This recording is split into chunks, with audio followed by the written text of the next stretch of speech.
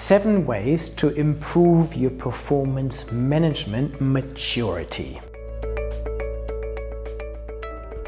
Business performance management helps companies measure and monitor key performance indicators and put in place analytics to keep their critical priorities on track and ensure they are meeting their strategic goals. In this video, I want to focus on the key ways that you can use to actually improve and move to higher levels of maturity.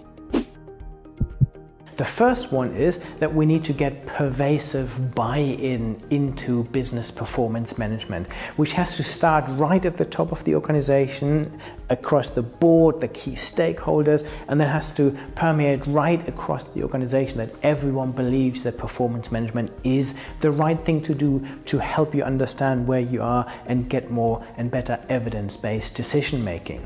The second one is the motivation for business performance management. And for me, this has to be driven by yourself, by the people in the organization, so voluntary, with a need to or a drive to improve decision making in the organization and gain new insights. I feel that in lots of organizations it is done involuntarily because someone else tells you to, where you need to report performance to external stakeholders, or sometimes it comes from an internal pressure where it feels like someone wants to monitor or even micromanage your performance. So in order to move up, it has to be driven internally by a need to and a want to have better information to improve decision making. My next one is that we need to integrate operational and strategic performance management. What I see in lots of organizations is that they have really good performance data and good insights at an operational level, so maybe in finance and marketing and operations and supply chain and so on. But this doesn't necessarily link really well into the strategic approach to performance management. And sometimes there can be a disconnect between them. And organizations that move to a higher level of maturity link those and make sure that there is top-down and bottom-up alignment between your overarching strategic goals, and you translate these into a performance framework, which then cascades into the organization and into the operational performance frameworks. But it also goes the other way, that you use some of the operational data which then feeds some of the strategic insights. My fourth recommendation is that we integrate performance measurement and analytics.